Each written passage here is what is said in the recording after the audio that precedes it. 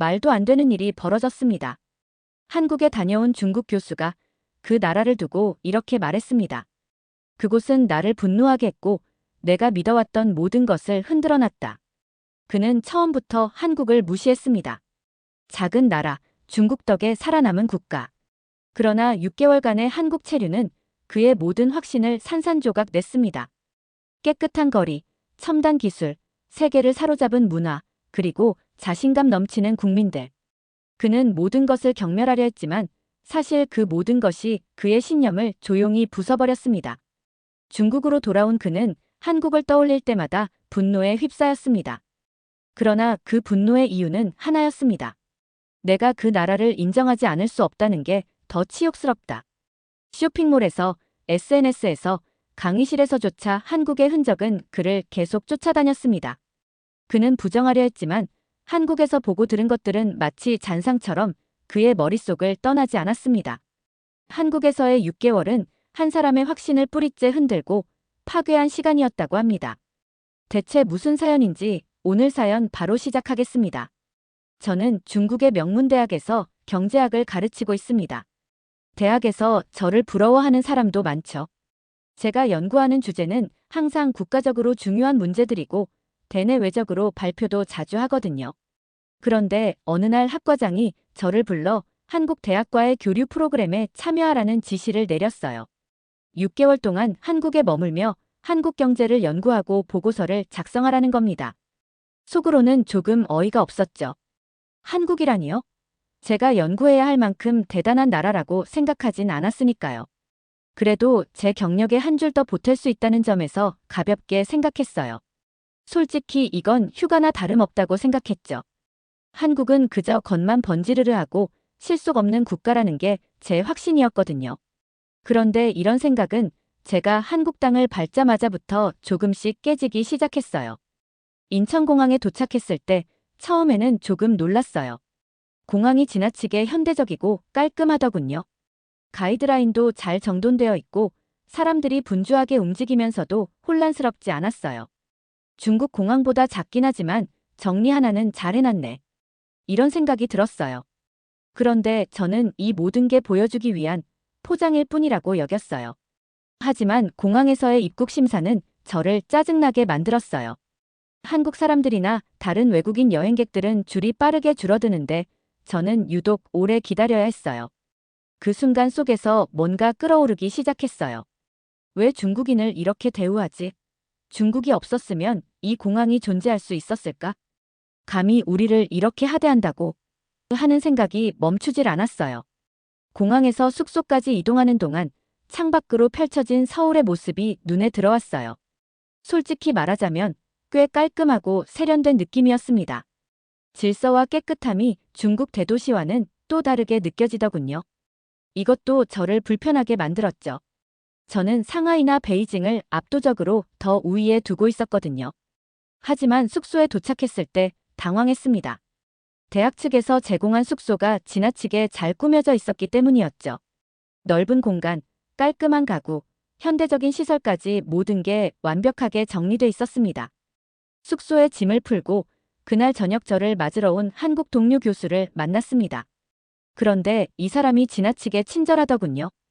영어 발음도 훌륭했고 태도도 자신감이 넘쳤어요. 다음 날 저는 한국대학의 동료 교수 초대로 점심 식사 자리에 나가게 됐어요.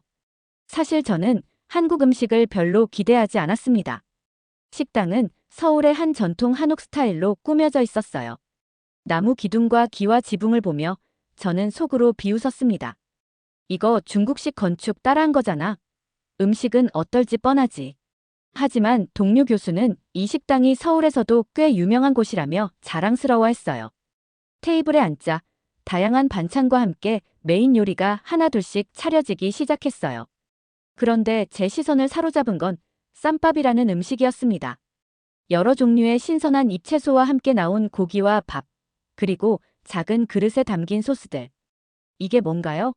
저는 동료 교수에게 물었어요. 아, 이건 쌈밥이에요. 잎채소에 밥과 고기를 올리고 고추장이나 쌈장을 발라 싸서 드시면 됩니다.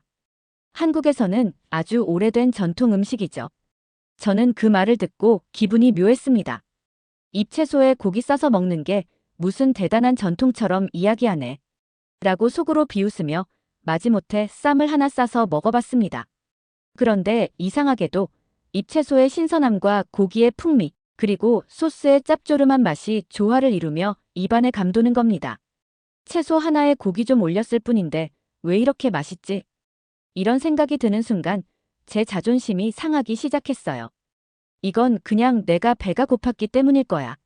그렇게 스스로를 설득하며 다른 반찬들을 건드려 봤습니다.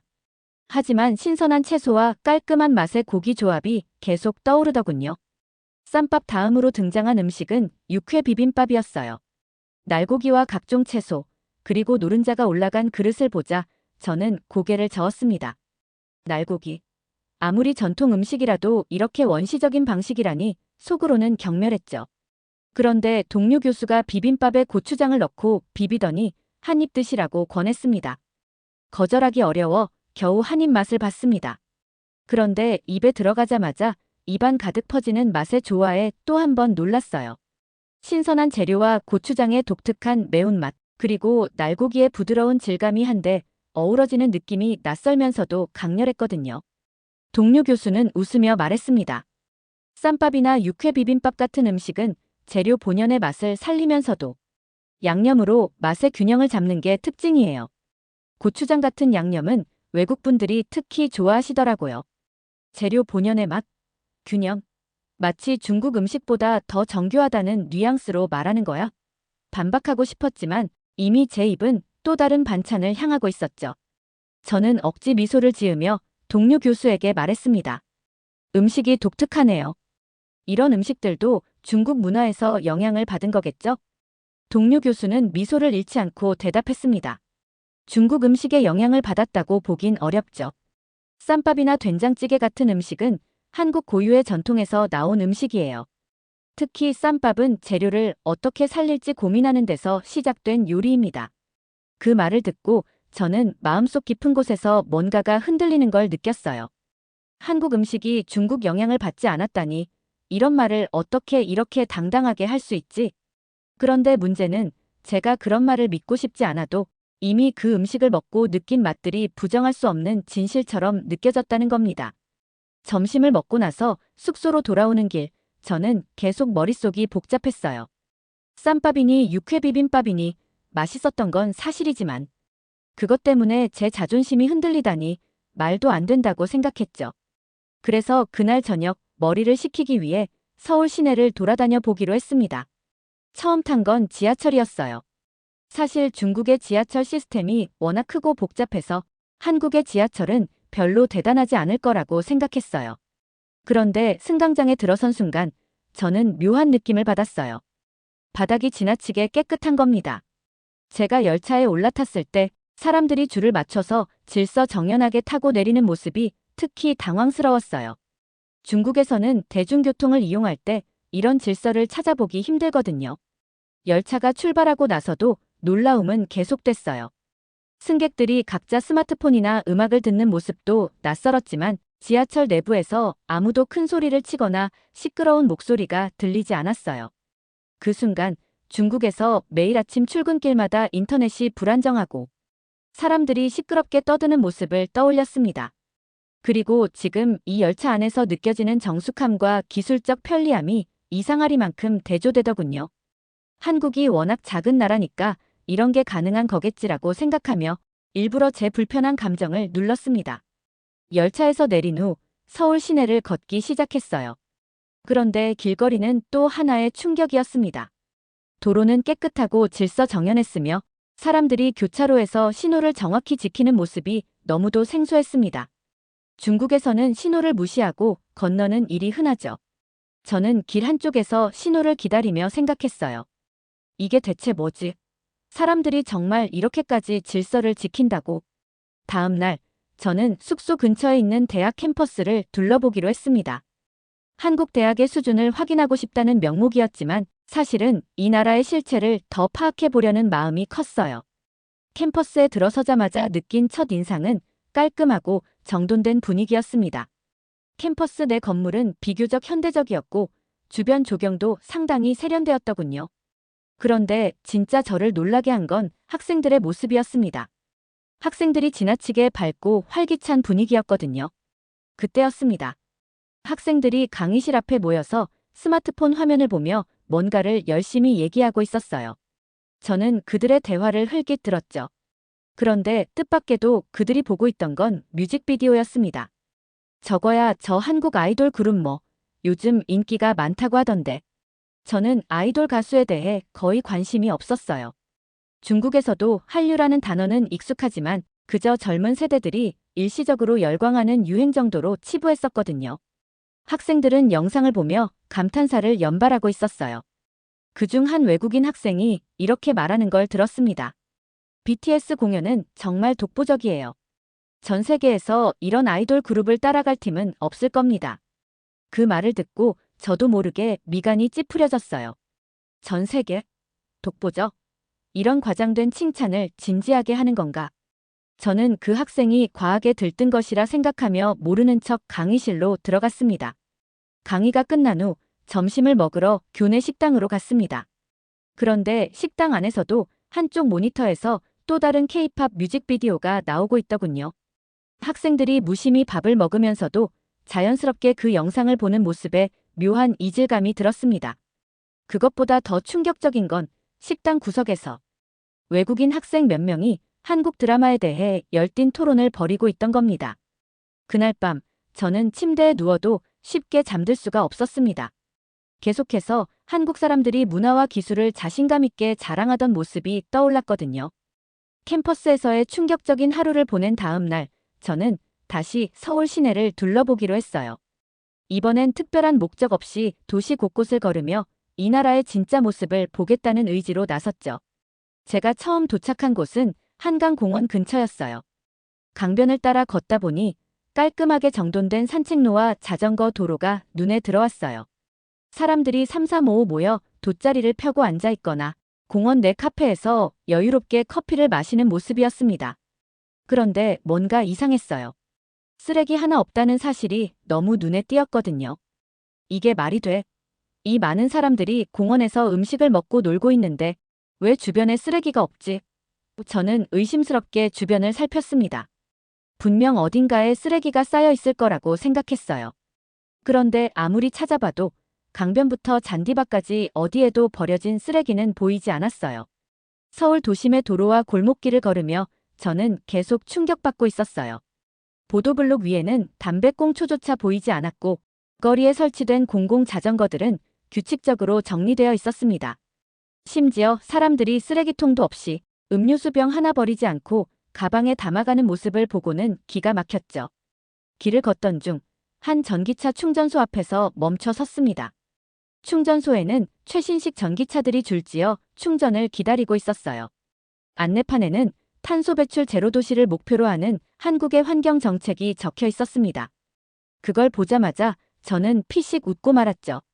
속으로 비웃었지만 동시에 중국의 혼잡한 도로와 매연으로 가득 찬 하늘이 떠올랐어요. 베이징에 있는 제 집 근처 도로는 항상 차들로 붐비고 하늘은 거의 흐릿하죠. 그런 생각이 떠오르자 서울의 맑은 하늘이 유난히 눈에 들어왔어요. 서울의 대중교통 시스템도 저를 다시 한번 충격에 빠뜨렸어요. 지하철뿐만 아니라 전기버스와 수소버스가 조용하고 매끄럽게 운행되고 있었거든요. 특히 버스 정류장에서 기다리는 사람들조차 질서를 지키며 줄을 서고 있었어요. 그 모습은 도저히 익숙하지 않았습니다. 버스에 올라타니 또 다른 놀라움이 기다리고 있었습니다. 내부가 지나치게 깨끗했어요. 손잡이부터 바닥까지 얼룩 하나 없이 반짝거리는 버스를 타고 있으니 제가 마치 외계에 온 것 같은 기분이 들었어요. 그 순간 중국에서 경험했던 대중교통이 떠올랐어요. 항상 사람들이 붐비고 소란스러우며 의자나 손잡이에 먼지와 오염 자국이 묻어있던 모습이요. 그리고 그 기억이 서울의 대조적인 모습과 겹쳐지면서 묘한 불편함이 저를 덮쳤습니다. 점심시간이 가까워져 저는 근처 식당을 찾아 들어갔습니다. 식당 내부는 예상대로 깨끗했고 사람들도 정돈된 모습으로 식사를 즐기고 있었어요. 그런데 식사를 끝낸 손님들이 자리를 떠날 때 자기가 먹은 자리를 직접 정리하고 나가는 모습이 보였습니다. 점차 서울에서 생활에 익숙해져 가던 어느 날, 뜻밖의 일이 벌어졌습니다. 갑작스러운 몸살 증상으로 컨디션이 급격히 나빠진 겁니다. 열이 오르고 머리가 깨질 듯 아파서 견딜 수가 없었어요. 솔직히 저는 한국 병원을 기대하지 않았습니다. 그런데 병원의 첫 인상이 예상과 너무 달라서 당황스러웠습니다. 병원 내부는 지나치게 현대적이었어요. 대리석 바닥이 반짝거렸고 대기실 의자도 깔끔하게 정돈되어 있었습니다. 로비 중앙에는 디지털 키오스크가 설치되어 있었고 환자들이 그 기계로 접수부터 결제까지 간편하게 처리하는 모습이 보였습니다.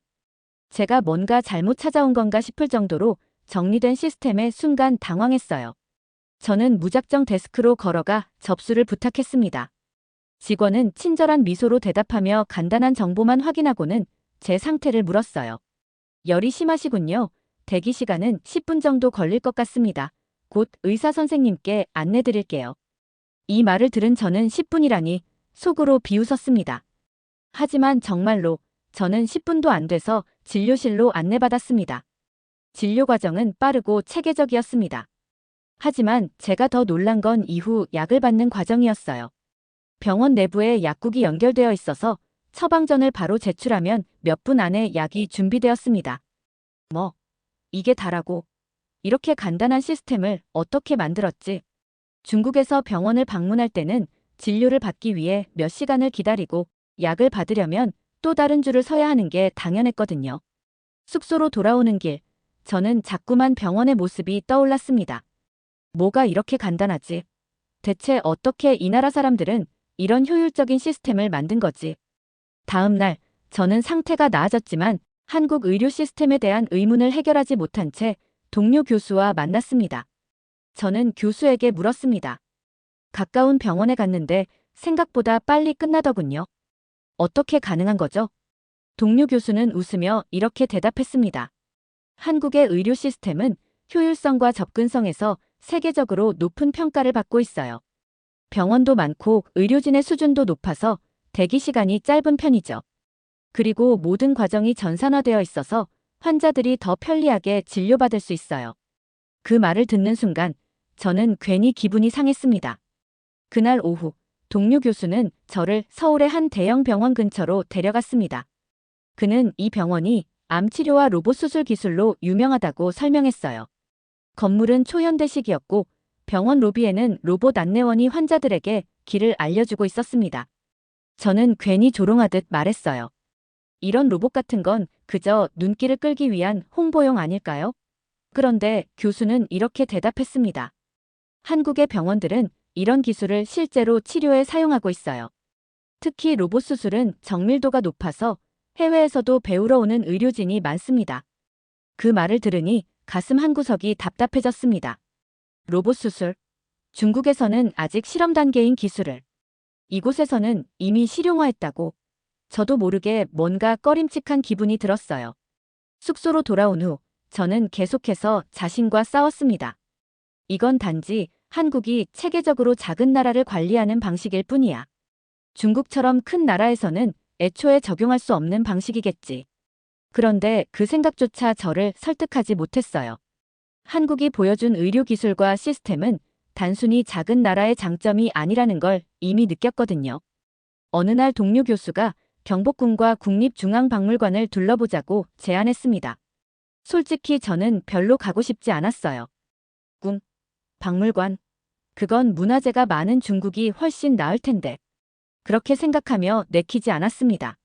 하지만 동료 교수는 한국의 역사와 전통을 직접 체험해보는 것이 중요하다며 열정적으로 설명했어요. 경복궁의 첫 인상은 웅장하다기보다는 깔끔하고 단정한 느낌이었어요. 오래된 목조 건물들이 잘 보존되어 있었고 관광객들이 곳곳에서 사진을 찍으며 즐거워하는 모습이 보였습니다. 저는 솔직히 큰 기대를 하지 않았기에 건물들이 이렇게 온전하게 남아있다는 사실 자체가 약간 의외였습니다. 그런데 동료 교수가 설명을 시작하면서 묘한 기분이 들기 시작했습니다. 그는 경복궁이 단순한 왕궁이 아니라 조선 왕조의 정신적 중심지였다고 말했어요. 궁 안에 있는 각각의 건축물은 고유한 의미와 용도를 가지고 있었고 당시의 철학과 지혜가 반영되어 있다고 했죠. 경복궁을 둘러본 후 우리는 국립중앙박물관으로 이동했습니다. 이 나라의 역사를 박물관에서까지 봐야 하나? 라고 생각했지만 박물관에 들어서자마자 저는 묘한 압도감을 느꼈어요. 전시된 유물과 자료들이 너무 체계적으로 정리되어 있었고 각 시대별로 상세히 설명되어 있었습니다. 특히 훈민정음 해례본이 전시된 섹션에서 발길이 멈췄습니다. 동료 교수는 자랑스럽게 훈민정음의 탄생 배경과 원리를 설명했어요. 이 문자는 조선시대에 백성들이 쉽게 배우고 사용할 수 있도록 만들어졌습니다. 당시로선 혁명적인 발상이었죠. 그 말을 들으며 저는 당황스러웠습니다. 문자를 만들어서 백성들에게 보급했다고. 중국도 한자를 대중화하기 위해 노력했지만 이런 식으로 창제한 적은 없었는데. 그 다음 전시실에는 조선의 금속 활자본과 전통 도자기가 전시되어 있었습니다. 조선의 금속 활자가 세계적으로 높은 평가를 받는다는 설명을 들으며 저는 괜히 심술이 났어요. 금속 활자는 중국이 먼저 발명한 거잖아. 한국은 그저 따라했을 뿐일 거야. 그런데 전시 설명문에는 이렇게 적혀 있었습니다. 조선의 금속 활자는 기존의 기술을 발전시켜 더 정교한 인쇄를 가능하게 했다. 그 문구를 보고는 말문이 막혔습니다. 박물관을 나와 동료 교수는 마지막으로 이런 말을 했습니다. 한국은 작은 나라지만 스스로의 역사를 지키고 발전시키기 위해 노력해왔습니다. 외세의 침략 속에서도 우리만의 정체성을 잃지 않았죠.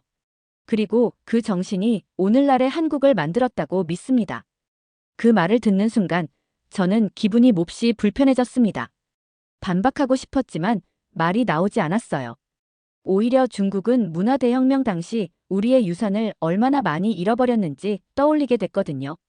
경복궁과 박물관에서 느낀 불편함이 채 가라앉기도 전에 동료 교수는 제가 참여 중인 교류 프로그램의 일정으로 국제경제포럼에 참석하자고 제안했습니다.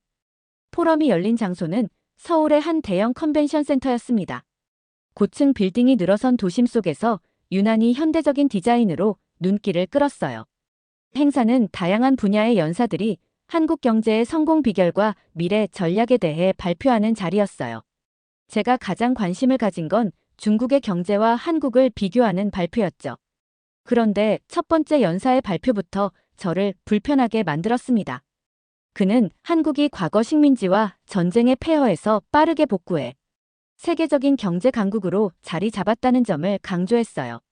한국의 성공은 고유의 경제 전략과 독창적인 기술 혁신이 있었기에 가능했습니다. 그 말을 듣는 순간 제 속에서 뜨거운 화가 치밀어 올랐습니다. 중국이 없었다면 이 나라가 지금의 위치에 올랐겠어? 중국 시장이 얼마나 중요한데. 저는 속으로 반박하며 그의 발표 내용을 듣지 않으려 애썼지만 이미 발표 자료의 숫자와 그래프가 눈에 들어왔습니다. 특히 한국의 기술 혁신과 수출 구조를 설명하는 부분이 제 자존심을 흔들었습니다. 발표자는 삼성, LG, 현대 등 한국 기업들이 글로벌 시장에서 얼마나 독보적인 위치를 점유하고 있는지를 구체적으로 설명했습니다. 반도체, 전기차 배터리, OLED 디스플레이 같은 첨단 기술 산업에서 한국이 세계적으로 얼마나 앞서 있는지를 보여주는 통계와 사례들이 이어졌죠. 2024년 기준 한국은 세계 반도체 시장의 60% 이상을 점유하고 있습니다. 포럼 중간 휴식 시간, 저는 주변에서 들려오는 외국인 참석자들의 대화를 듣게 됐습니다. 한국 경제의 지속 가능성이 정말 대단하네요. 특히 친환경 기술에서의 선도적인 역할이 인상적입니다. 맞아요. 한국은 스스로 트렌드를 이끌고 있는 것 같아요. 그 대화를 듣는 순간 제 심장은 순간적으로 요동쳤습니다. 속으로 분노했지만 다른 한편으로는 왜 중국에 대한 언급은 없고 한국만 칭찬받고 있는지에 대해 묘한 좌절감이 느껴졌습니다. 행사가 끝나갈 무렵 마지막 연사는 한국 경제의 독특한 모델에 대해 이야기했습니다. 한국의 성공 비결은 외부에서 기술을 가져오는 게 아니라 이를 개선하고 독자적으로 발전시키는 데 있습니다. 이는 단기간에 이루어진 일이 아니라 수십 년간 꾸준히 이어진 노력의 결과입니다. 그 말을 듣는 순간 제 머릿속은 복잡해졌습니다. 숙소에 도착해 침대에 누웠지만 머릿속에서는 포럼에서 본 자료들과 들은 말들이 계속 떠올랐습니다. 특히 발표자가 했던 말이 자꾸 제 귀에 맴돌았어요. 6개월간의 한국 교류 프로그램을 마치고 저는 드디어 중국으로 돌아왔습니다. 베이징 공항에 발을 디디며 익숙한 공기와 주변 소란스러운 분위기를 느꼈을 때 안도감이 들어야 했어요. 그런데 이상하게도 마음 한구석이 답답하고 공허했습니다. 중국에서의 첫날, 저는 일부러 바쁜 일정을 만들어 한국에서의 기억을 지워버리려 했습니다. 하지만 모든 게 저를 방해하더군요. 한 쇼핑몰 전자제품 매장을 지나치던 중 최신형 스마트폰을 홍보하는 대형 디스플레이 광고가 걸려 있었습니다. 물론 브랜드 이름은 명시되지 않았고 전면에는 혁신적 기술이라는 중립적인 문구가 적혀 있었지만 한눈에 알 수 있었죠. 삼성이라는 이름이 떠오르더군요. 그 디자인과 기술력은 한국에서 수없이 봐왔던 모습이었으니까요. 이 광고마저 눈에 거슬리다니 저는 고개를 돌리며 스스로를 다독였어요. 하지만 주변 사람들의 대화를 엿듣게 됐습니다. 이 모델이 정말 한국산이라고. 중국 제품보다 훨씬 부드럽게 작동하네. 그래도 비싸니까 중국 브랜드로 사야겠지. 하지만 품질은 확실히 달라 보여. 그 말에 저는 어깨가 움찔했어요. 며칠 후 대학으로 복귀해 교수 회의에 참석했습니다. 회의 중간에 한 동료가 한국과 관련된 질문을 던졌습니다. 교수님, 한국의 기술 혁신과 경제 발전에 대해 직접 보고 오셨으니 중국이 어떤 부분을 벤치마킹해야 할지 의견을 나눠주실 수 있을까요? 그 질문이 너무 갑작스러워 순간적으로 말문이 막혔습니다. 한국에서의 경험이 계속 떠오르며 제가 진정으로 느꼈던 혼란과 감탄이 억지로 숨기려던 감정의 밑바닥을 흔드는 것 같았거든요. 저는 애써 평정심을 유지하며 대답했습니다. 한국은 작은 나라로서 정돈된 시스템을 잘 구축한 사례입니다. 하지만 중국은 규모에서 월등히 앞서 있으니 우리가 굳이 벤치마킹할 필요는 없습니다. 대신 우리의 강점에 더 집중하는 것이 중요하겠죠. 이 말을 하면서도 저는 스스로에게 거짓말을 하고 있다는 걸 알았습니다. 한국의 경제와 기술 수준은 분명히 저를 충격에 빠뜨렸는데 그걸 어떻게든 인정하지 않으려는 제 모습이 스스로도 한심하게 느껴졌죠. 저녁 무렵 집으로 돌아와 인터넷을 켜자 또 다른 장면이 저를 당황하게 만들었습니다. 웨이보 같은 SNS에서는 한국 콘텐츠를 직간접적으로 언급하는 사람들이 많았어요. 비록 한한령으로 인해 공개적으로 한국 드라마나 음악이 상영되진 않았지만 일부 사용자들은 우회적으로 외국 드라마라며 은밀히 한국 콘텐츠를 공유하고 있었습니다. 특히 한국 드라마의 일부 장면이 캡처되어 올라온 게시글을 보자 저는 마음이 복잡해졌습니다. 중국에서도 여전히 한국 콘텐츠가 이렇게 소비되고 있다고. 이건 단순히 문화적 호기심으로 치부할 수 없는 일이었어요. 사람들의 반응을 살펴보니 이런 스토리는 중국에서는 절대 나올 수 없다는 댓글도 많았습니다. 며칠 후 대학생들과의 강의 중에 또 다른 일이 벌어졌습니다. 제가 한국에서의 경제 시스템을 간단히 설명하던 중 한 학생이 조심스레 손을 들고 물었습니다. 교수님, 한국에서는 문화와 경제가 어떻게 결합되어 있는지 더 자세히 알려주실 수 있나요? 그 질문에 순간적으로 말문이 막혔습니다. 제가 한국에서 느낀 감정들과 그들의 자부심이 떠올랐기 때문이죠. 저는 애써 냉정을 유지하며 답했습니다. 한국은 작은 시장에 맞춘 문화적 전략을 통해 세계적으로 자리 잡은 사례입니다. 하지만 이런 모델이 중국처럼 큰 나라에서는 그대로 적용되긴 어렵겠죠. 그 순간 학생들의 눈빛 속에서 묘한 반응을 읽을 수 있었습니다. 그들은 제 설명을 믿는 듯 했지만 동시에 더 깊은 진실을 원하고 있다는 걸 느꼈습니다. 집으로 돌아온 후 저는 다시 혼란스러워졌습니다. 왜 한국에서의 경험이 제 머릿속을 떠나지 않는 걸까? 왜 돌아온 지 며칠이 지났는데도 그들이 보여준 기술력과 질서, 그리고 문화적 자신감이 자꾸 떠오르는 걸까? 마음속 깊은 곳에서 이미 사실을 알고 있었습니다. 한국은 작지만 그 크기와는 상관없이 놀라운 영향력을 가진 나라라는 걸요. 이걸 인정하는 순간 제 자존심은 완전히 무너질 것 같았기에 저는 여전히 부정하며 스스로를 설득하는 데 힘을 쏟았습니다. 그러나 설득은 쉽지 않았습니다. 제 머릿속에는 한국에서의 장면들이 끊임없이 떠올랐습니다. 제가 중국에서는 당연하다고 여겼던 혼란과 불편함이 이제는 의식적으로 비교될 정도로 선명하게 대비되었습니다. 매일 밤 저는 한국에서의 경험들을 떠올리며 잠 못 이루곤 했습니다. 그 나라의 발전과 질서, 그리고 그 속에서 느껴지는 자신감과 여유가 저를 괴롭혔습니다. 그리고 저는 스스로에게 이렇게 결론을 내렸습니다. 결국 한국은 작은 나라다. 하지만 내가 인정하고 싶지 않은 무언가를 가지고 있다. 이 한 문장을 끝으로 저는 책상 위에 머리를 숙였습니다. 혼란과 분노는 여전히 저를 덮치고 있었고 그 감정은 앞으로도 저를 놓아주지 않을 것 같습니다. 두 번째 사연 시작합니다. 여기는 스웨덴 스톡홀름의 포럼장. 세계 각국의 대표들이 첨단 기술과 안보 전략을 논의하기 위해 한자리에 모였습니다. 방 안은 긴장감으로 가득 차 있었으며 스크린에는 21세기 핵 확산과 동아시아의 역할이라는 포럼 주제가 큼지막하게 띄워져 있습니다. 각국의 전문가들은 저마다의 자료를 검토하며 마지막 준비에 열중하고 있습니다. 일본 대표는 펜 끝으로 자료를 두드리며 진지한 표정을 짓고 있었고 미국 대표는 서류를 넘기며 연단을 주의 깊게 바라보고 있습니다. 중국과 러시아 대표들은 낮은 목소리로 이야기를 나누며 미묘한 긴장감을 드러냈습니다. 이곳에서는 가벼운 이론이나 학술적 논의가 오가는 것이 아니라 세계의 방향성을 결정짓는 의견들이 부딪히는 곳입니다. 그 중에서도 사람들의 관심은 한국가에 집중되고 있었습니다. 바로 한국 대표의 발표 주제는 단 한 문장으로 참석자들의 이목을 사로잡았습니다. 한국의 핵무장 가능성과 그 국제적 의미라는 주제는 포럼장에 있던 이들 대부분에게 놀라움과 의문을 동시에 불러일으켰습니다. 한국이 과연 이런 논의를 진지하게 할 자격이 있을까요? 누군가의 속삭임이 들리고 다수의 고개가 끄덕여지는 모습도 보였지만 한국 대표의 발표가 끝나자 모두 정막에 휩싸이고 말았습니다. 대체 무슨 사연인지 오늘 사연 바로 시작하겠습니다. 안녕하세요. 저는 독일의 국방전략연구소에서 일하고 있는 프리드리히 하우젠입니다. 저의 업무는 주로 유럽 중심의 안보와 나토 전략을 분석하는 것이며 동아시아는 그저 보고서나 뉴스를 통해 접하는 지역일 뿐이었습니다. 하지만 이번 스웨덴 스톡홀름에서 열린 국제안보 포럼에 참석하면서 저의 시야가 완전히 바뀌게 되었죠. 포럼의 주제는 21세기 핵 확산과 동아시아의 역할이었습니다. 초청장을 읽던 중 한 발표 주제가 눈에 띄었습니다.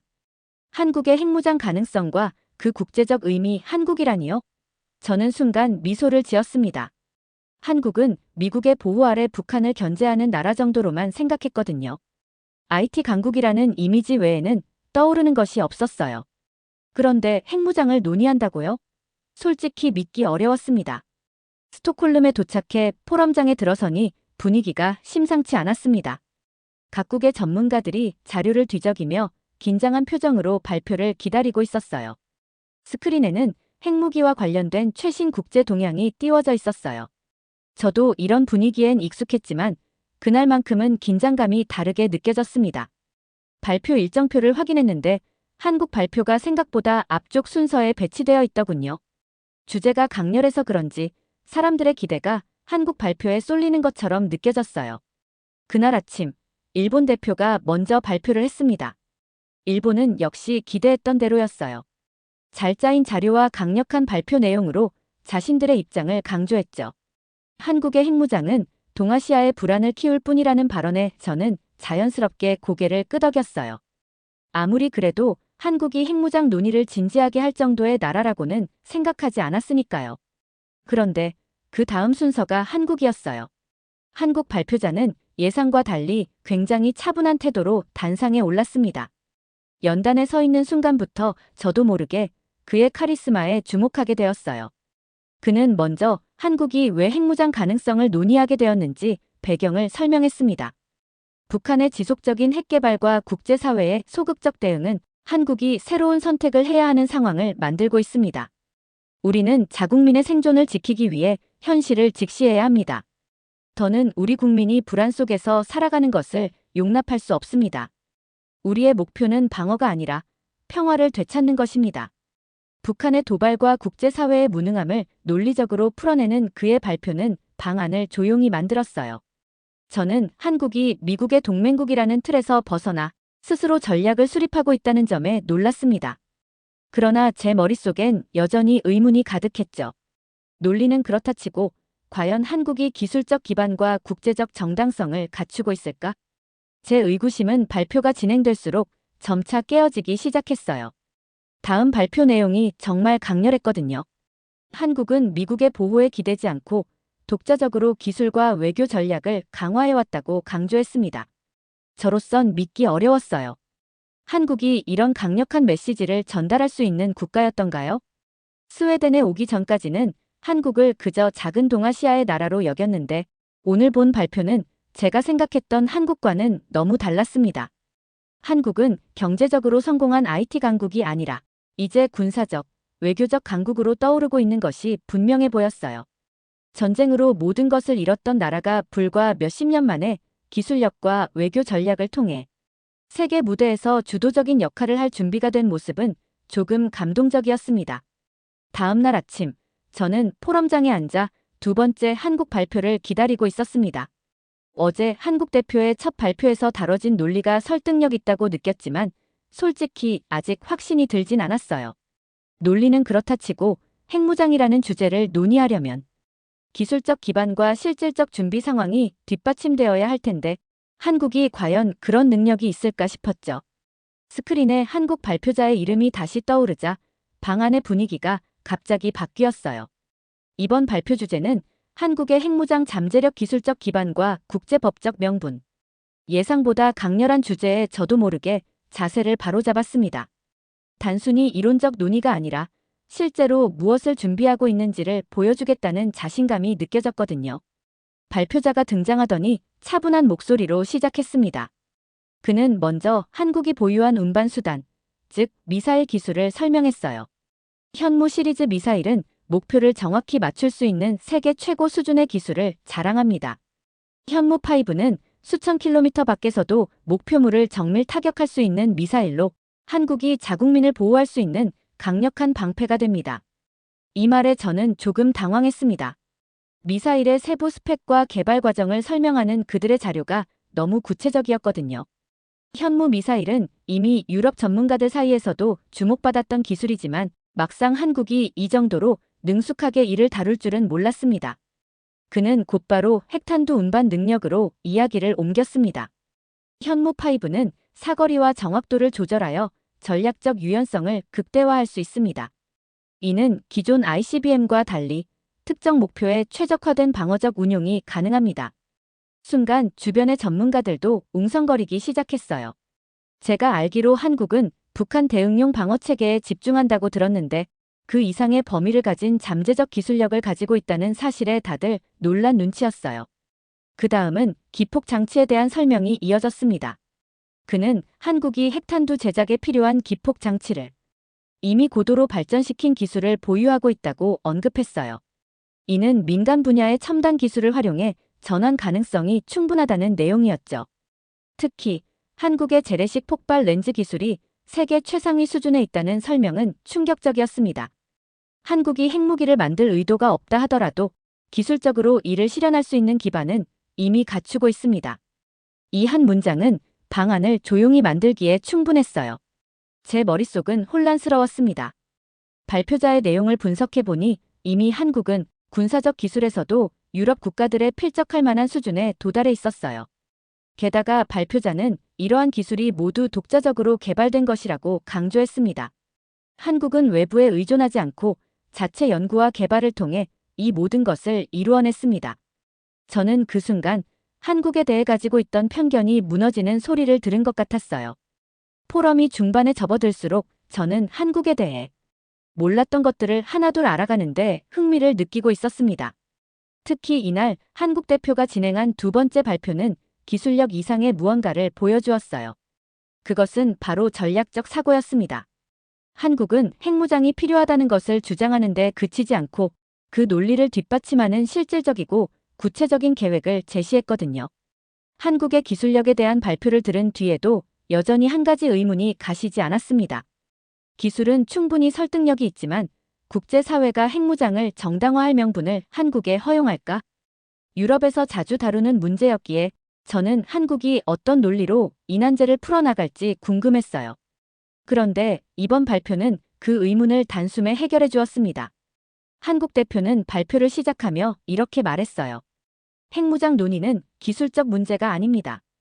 국제법적 명분과 외교적 정당성을 확보하지 못한다면 그 어떤 나라도 세계적 비난을 피할 수 없을 것입니다. 그는 발표 첫머리부터 자신감 있는 태도로 한국이 이미 법적 논리와 외교 전략을 모두 갖추고 있음을 시사했어요. 그는 먼저 NPT 제10조를 언급하며 설명을 시작했습니다. NPT 제10조는 회원국이 자국의 비상사태를 이유로 조약을 탈퇴할 수 있도록 명시하고 있습니다. 북한의 핵 위협과 국제사회의 미온적 대응은 한국이 충분히 비상사태에 해당한다고 주장할 수 있는 근거입니다. 이 말은 발표장을 조용하게 만들었어요. 방 안에 있던 모든 사람들, 심지어 미국과 일본 대표들조차 말을 멈추고 그의 논리를 귀 기울여 들었죠. 이어지는 설명이 더 충격적이었습니다. 한국 대표는 북한이 이미 다수의 핵실험을 감행하며 국제사회를 조롱하고 있고 이에 대한 제재와 외교적 노력이 무력화되고 있는 현실을 언급했습니다. 북한은 유엔 제재를 무시하며 핵무기 보유를 고도화하고 있습니다. 한국이 이에 대응하지 않고 기존의 국제 질서에만 의존하는 것은 자국민의 생존을 외면하는 무책임한 행위가 될 것입니다. 하지만 한국은 전통적으로 평화를 추구해온 국가입니다. 우리의 논의는 전쟁을 위한 것이 아니라 평화를 위한 것입니다. 저는 그의 말이 논리적으로 타당할 뿐만 아니라 깊은 설득력을 가지고 있음을 느꼈어요. 왜냐하면 한국은 자신들의 이익을 주장하는 것이 아니라 국제사회의 책임 있는 일원으로서 행동하고자 하는 태도를 보여주고 있었거든요. 발표 중 가장 흥미로웠던 부분은 한국이 비핵화를 위한 국제적 노력을 적극 지지하면서도 동시에 탈퇴권이라는 최후의 수단을 항상 준비하고 있다고 선언한 대목이었어요. 그는 이렇게 말했죠. 한국은 비핵화를 지지합니다. 그러나 국제사회가 북한에 대한 효과적인 대응을 하지 않는다면 우리는 비상사태에 따른 합법적 권리를 주장할 것입니다. 이는 국제법적으로도 정당한 행동입니다. 그 순간 저는 한국이 기술력으로만 핵무장을 논의하는 것이 아님을 깨달았습니다. 그들은 이미 법적 명분과 외교적 논리를 철저히 준비해왔던 겁니다. 그리고 발표자는 한 발 더 나아가 핵무장 논의는 결코 평화를 위협하기 위한 것이 아니라 궁극적으로 평화를 지키기 위한 수단이라고 강조했습니다. 발표가 끝난 뒤 방안은 무겁게 가라앉았습니다. 일본 대표는 펜을 손에서 놓았다가 다시 잡으며 불편한 표정을 지었고 중국 대표는 의자에 몸을 깊이 기대며 초조한 기색을 드러냈습니다. 미국 대표는 고개를 들어 발표자를 똑바로 쳐다보더니 다시 자료로 시선을 돌렸습니다. 누군가는 마른 침을 삼키는 소리마저 들릴 정도로 방 안은 무거운 긴장감으로 가득했습니다. 그 순간 저는 한국이 예전과 달리 앞으로는 세계 무대에서 새로운 역할을 맡으려 한다는 걸 직감할 수 있었습니다. 휴식 시간에 스웨덴 대표와 짧게 이야기를 나누게 되었습니다. 그는 저에게 이렇게 말했어요. 한국이 이렇게 논리적으로 국제법을 활용할 줄은 몰랐습니다. 우리는 항상 한국을 문화 강국으로만 봤는데 외교 전략에서도 이렇게 뛰어난 나라라니 놀랍네요. 저도 그의 말에 동의했습니다. 문득 이런 생각이 들었어요. 한국은 북한에 대응하기 위해서 핵무장을 논의하는 것이 아니다. 그들은 세계 질서 속에서 자신들의 위치를 새롭게 정의하려 하고 있다. 이 깨달음은 저에게 매우 신선하게 다가왔습니다. 한국은 이제 동아시아 국가 중 한 나라가 아니라 세계 국제 질서를 주도할 잠재력을 가진 국가로 보였거든요. 포럼이 후반부로 접어들자 참석자들 사이에서 미묘한 변화가 감지됐습니다. 처음에는 한국의 발표를 흥미로운 참고자료 정도로 여기던 분위기가 이제는 한국이 동아시아에서 독립적이고 강력한 중심 국가로 부상하고 있다는 논의로 변하고 있었어요. 각국 대표들은 저마다 다른 입장에서 한국의 역할과 가능성을 재평가하기 시작했습니다. 첫 번째 논쟁은 일본 대표가 다시 불을 붙였습니다. 그는 한국의 발표에 대한 반론을 이어갔어요. 한국의 논리는 충분히 설득력 있습니다. 그러나 핵무장을 논의하는 것만으로도 동아시아의 안보 균형이 깨질 수 있습니다. 이는 결과적으로 일본이 자위권을 확대해야 한다는 압박으로 이어질 것입니다. 그의 말은 명백히 한국을 견제하려는 의도가 담겨 있었죠. 일본이 한국의 군사적 부상을 순순히 받아들일 일이 없으니까요. 한국 대표는 물러서지 않았습니다. 그는 일본의 반박을 논리적으로 차분히 대응하며 한 가지 중요한 메시지를 던졌습니다. 한국은 일본을 위협하려는 의도가 없습니다. 그러나 북한의 위협이 지속되고 국제사회가 무능하다면 한국은 자국민을 보호하기 위해 필요한 모든 수단을 강구할 것입니다. 이는 선택이 아니라 필수입니다. 이 말은 일본 대표의 표정을 굳게 만들었고 방안의 분위기를 한층 더 팽팽하게 만들었어요. 이어진 논의에서는 미국 대표가 등장했습니다. 그는 상대적으로 온건한 입장을 보이며 한국의 입장을 존중하는 듯 했습니다. 한국의 기술력과 외교적 논리는 강력합니다. 그러나 동맹의 틀 안에서 협력하는 것이 동아시아와 세계 안보에 더 도움이 될 것입니다. 저는 이 말을 들으며 미국이 한국의 독자적 행보를 완전히 지지할 수는 없다는 걸 느꼈어요. 미국 입장에서 동아시아에서의 균형을 유지하려면 한국이 독자적으로 너무 강해지는 것도 부담스러울 테니까요. 하지만 가장 강렬한 반응은 중국과 러시아 대표들의 발언에서 나왔습니다. 중국 대표는 단호하게 말했어요. 한국이 핵무장을 논의한다는 사실 자체가 동아시아의 불안을 초래하고 있습니다. 이는 필연적으로 핵 도미노를 일으킬 것이며 중국은 이를 좌시하지 않을 것입니다. 러시아 대표도 이에 동조하며 핵무장은 국제 규범을 위반하는 행위로 이어질 수 있다고 경고했습니다. 이들의 발언은 분명 위협적이었지만 한국 대표는 전혀 흔들리지 않았어요. 그는 곧바로 핵 도미노를 우려하기 전에 북한의 위협에 대응하는 국제사회의 실질적 행동이 필요하다고 반박했습니다. 저는 그의 태도에서 강력한 자신감을 느꼈어요. 한국은 이제 방어적 논리만 펼치는 나라가 아니라 적극적으로 국제사회를 압박하는 전략적 사고를 가진 나라로 보였죠.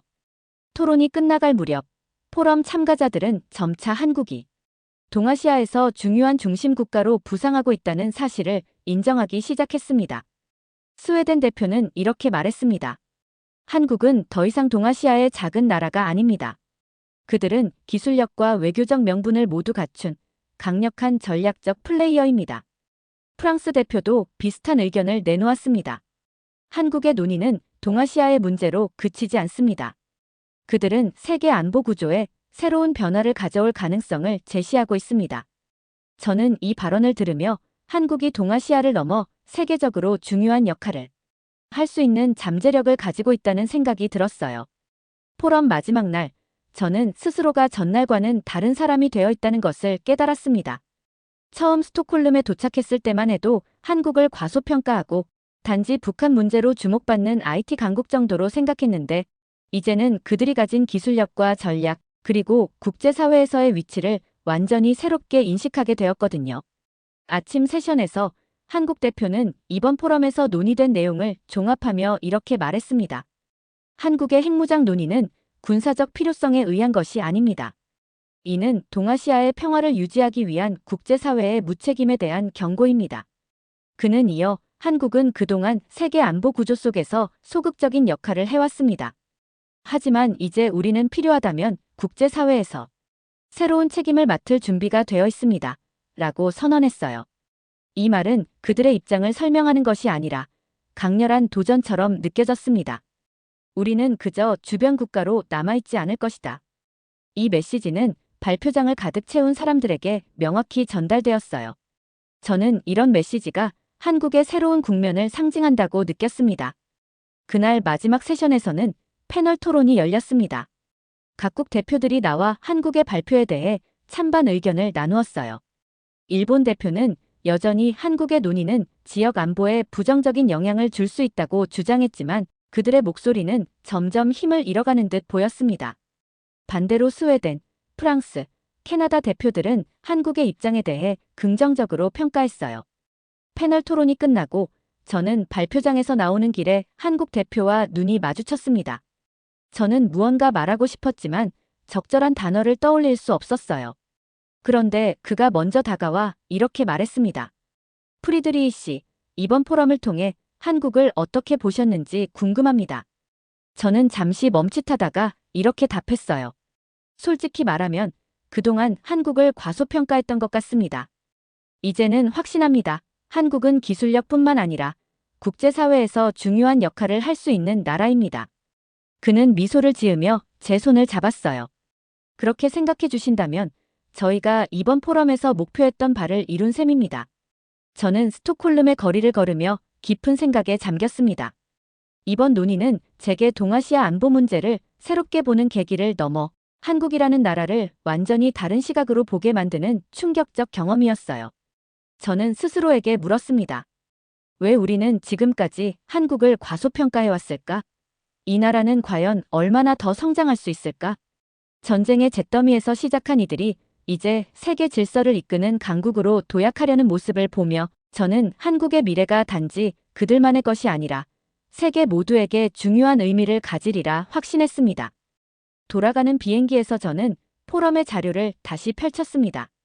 한국 대표가 보여준 현무 미사일의 기술적 자료, 핵탄두 기폭 장치의 설계 가능성, 그리고 그들이 내세운 국제법적 논리까지 하나하나 떠올리며 복기했어요.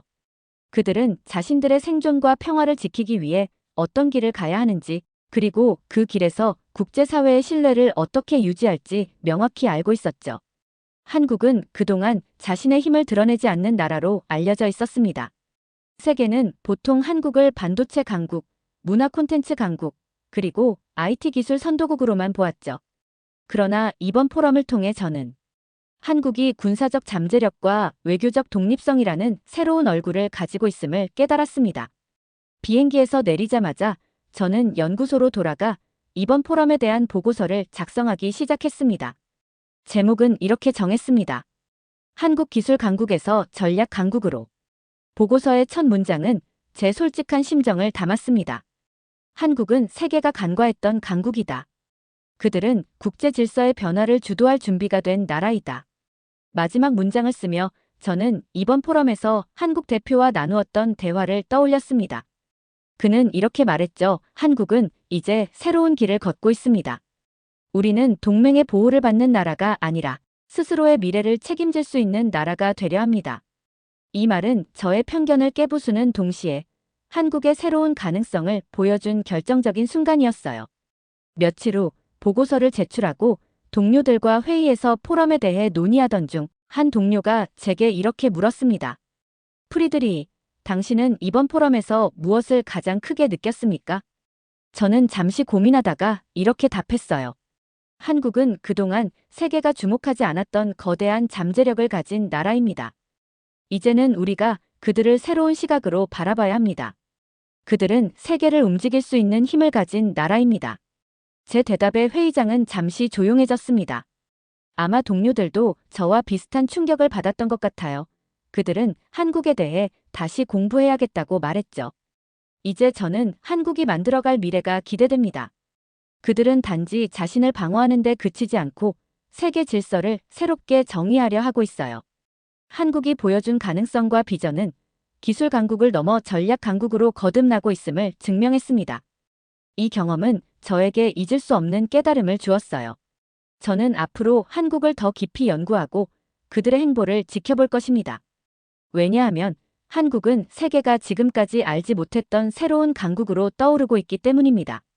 오늘 사연이 재미있으셨다면 구독과 좋아요, 알림 설정까지 부탁드립니다. 더 재미있는 사연으로 돌아오겠습니다. 이상 감동탐험이었습니다.